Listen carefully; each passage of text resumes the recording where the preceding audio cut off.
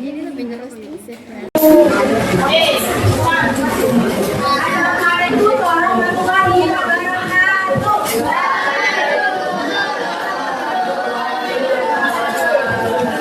Gimana kabarnya hari ini? Terima kasih ya, Bapak. Yang penting tetap semangat untuk belajar, oke? Ada yang nggak masuk hari ini? Indah, Zahra. Oke, absen nomor? Absen 24 sama 3. 23. Absen 24 sama 23 sama 3. 23 sama 3. Iya. Harus dibaca. Kenapa nggak masuk hari ini? Sakit.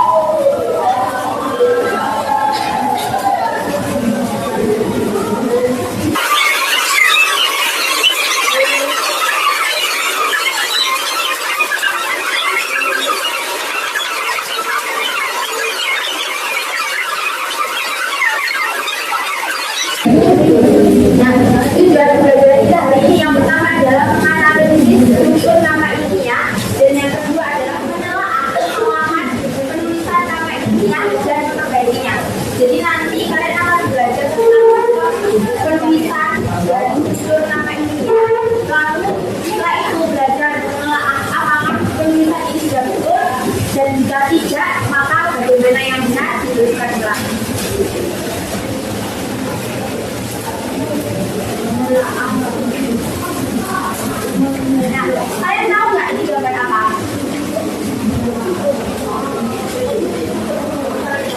Ada yang pernah makan sayuran ini? Iya, lagu apa? Lagu ini. Ini disebut lagu air atau lagu. Kalau di Jawa namanya ada yang nyebutnya waluk, ada yang nyebutnya waluk kenti, ada yang nyebutnya lagi oyo, ada lagi yang menyebutnya lagu, bukan lagu, ada lagi yang menyebutkan ini loh lonceng. Dari satu nama dua ini saja, kalau ada banyak jenisnya, kira-kira misalnya kalian ke daerah Bojonegoro, kalian bilang, saya mau beli lampu putih, kira-kira intinya apa aja? Kalau di sana menyebutkannya ternyata lonceng, nggak paham kan? Nah, kenapa kok harus ada satu nama yang digunakan untuk universal atau satu dunia supaya tidak membingungkan ketika kalian berada di daerah lain dan ini tanaman apa, ini hewan apa, maka kita harus ada satu nama universal yang disebut dengan nama ininya atau binomial nomenklatur. Tadi oleh Kak Tina bahwa untuk menamakan makhluk hidup harus menggunakan sebuah nama ilmiah dan nama ilmiah harus menggunakan bahasa Latin. Ya, pertanyaannya Bu Denma, kenapa kok harus diberi dengan nama bahasa Latin, kok tidak bahasa Jawa saja atau bahasa Sunda saja? Mengapa demikian? Di nama makhluk itu menggunakan nama ilmiah, dan nama ilmiah menggunakan sebuah bahasa, yaitu bahasa Latin. Mengapa kok harus menggunakan bahasa Latin? Supaya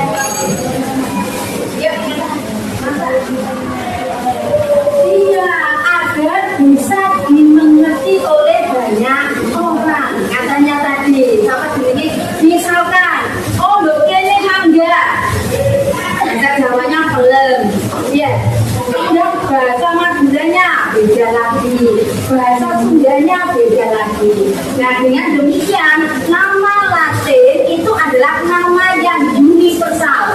Universal katanya mata, seluruh ilmuwan seluruh dunia akan mengerti bahwa itu adalah lagu putih, bahwa itu adalah padi. Ngerti? Ya, jadi itu maksudnya.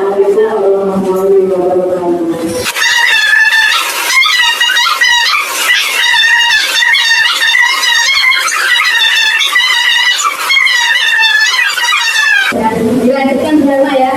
Dan nama ilmiah itu yang disebut dengan ya menggunakan sebuah aturan. Jadi ada aturannya ya yang disebut dengan sistem nama ganda. Jadi nama Latin itu ada aturannya ya. Nah, sistem nama ganda atau disebut dengan sistem binomial nomenklatur ya. Nah, sekarang bagaimana penulisannya? Coba semuanya dibuka halaman 94. Buku kodinya halaman 94.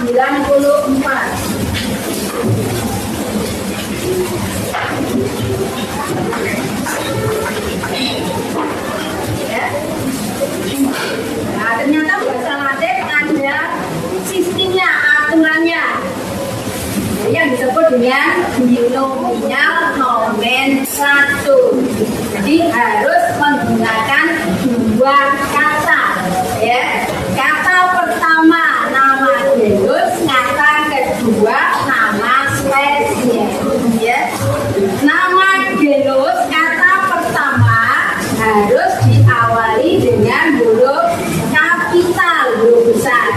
Sedangkan kata kedua yaitu kata spesies harus dimulai dengan huruf kecil ya. Itu aturannya. Kemudian lagi aturannya, kalau dicetak piring tidak usah digaris bawahi, tapi kalau ditulis tangan atau tidak dicetak piring harus digaris bawahi secara terpisah. Jadi ya, itu sendiri spesies.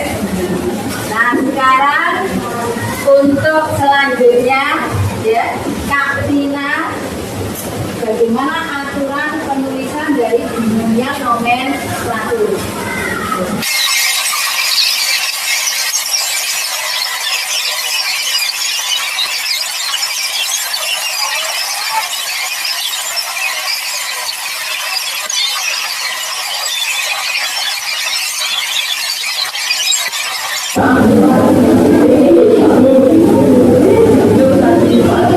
Ya, tadi Pak.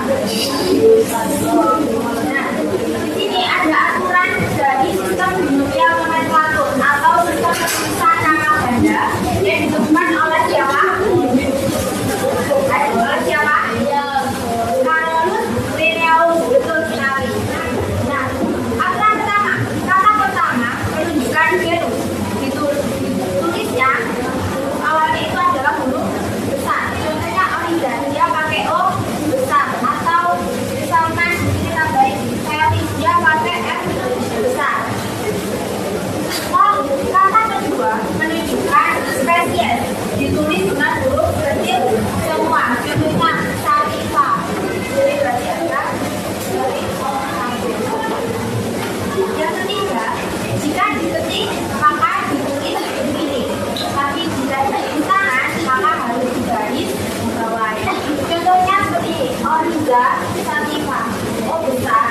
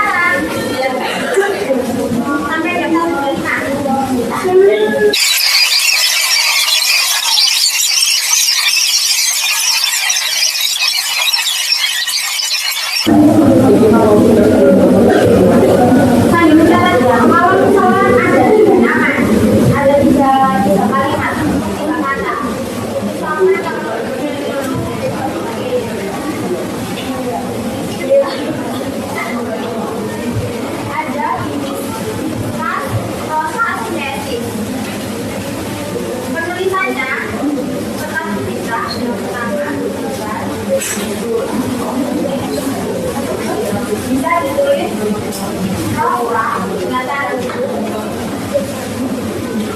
di tes atau langsung.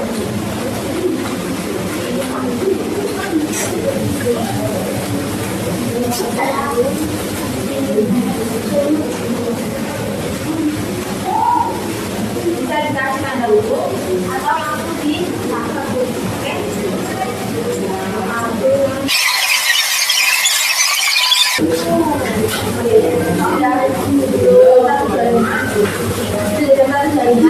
Sekarang kita akan membagi kelompok, tapi tidak perlu berbeda. Jadi ini satu kelompok, ini satu kelompok, di sini satu kelompok, dan yang ini juga satu kelompok. Jadi ada 4 kelompok. Nantinya akan mendapatkan LKPD masing-masing satu.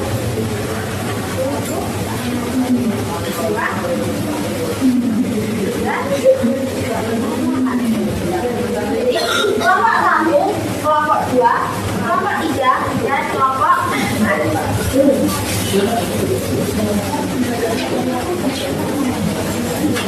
Nah, sekarang ayo kita berdiri semua. Berdiri semua.